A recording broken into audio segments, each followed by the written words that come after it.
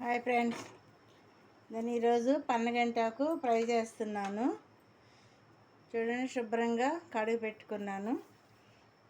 దీన్ని fry onions, ఎండుమిరపకాయలు,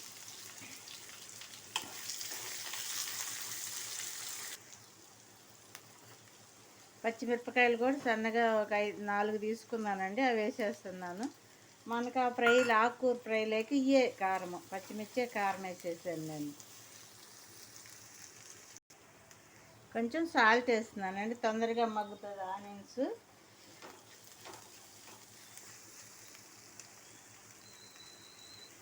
పసుపు,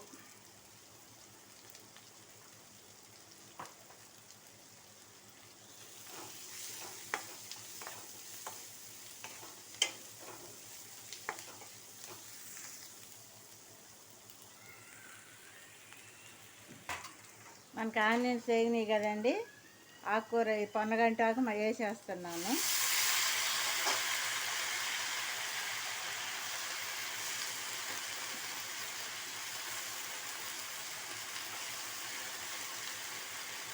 మూత పెట్టి మగ్గనిద్దాం.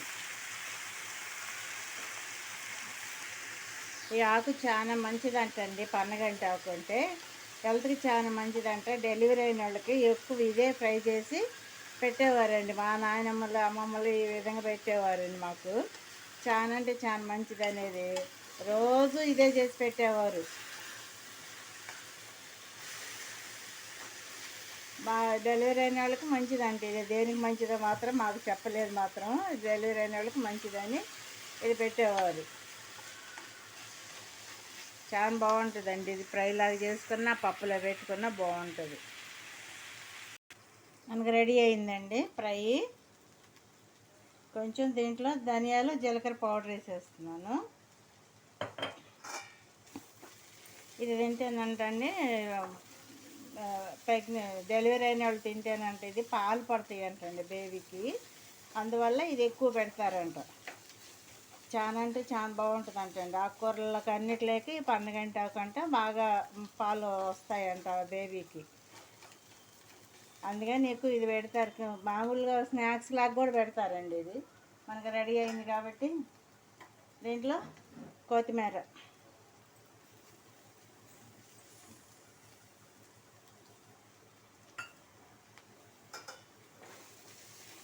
చాలా ఉంటుంది. బాగా అలవాటైన వాళ్ళు దీన్ని ఎక్కడెక్కడ ఉందని ఎదుక్కొని చూసుకొని తీసుకొచ్చుకుంటారండి. బాగుంటుంది ఇది. ఒకవేళ మీకు తెలిసినా కూడా మీరే విధంగా చేస్తారో నా కామెంట్స్లో పెట్టండి. నేనైతే ఈ విధంగా ఫ్రై చేసుకుంటాను, లేదంటే పప్పులో పెట్టుకుంటాను. పప్పులో కూడా బాగుంటుందండి ఇది. ఈ ఆకు మీకు తెలిసినా కూడా మీరు ఏ విధంగా చేస్తారో నా కామెంట్స్లో పెట్టండి. మనకు రెడీ అయిందండి. ఇట్లా ఫ్రైలాగా తినొచ్చు మనం.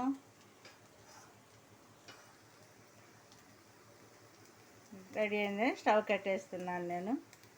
అప్పట్లో అయితే పాతకాలంలో తల్లిపాలే కదండి బిడ్డకి ఎక్కువ ఇచ్చేవాళ్ళు. ఇప్పుడంటే టైం లేక ఇది చేస్తున్నారు, కానీ అప్పట్లో మాత్రం ఈ బాగా తల్లిపాలే తాగేవాళ్ళు బిడ్డలు. అట్లాగా ఎదుగుదల ఉంటుంది పిల్లలకి, మంచిగా ఆరోగ్యంగా ఉంటారు అని అప్పుడు. ఇప్పుడేమో అందరు బిజీ అయిపోతున్నారు జాబుల వల్ల, ఎంప్లాయీస్లు అట్లా. దానివల్ల కూడా. ఓకేనండి, బాయ్.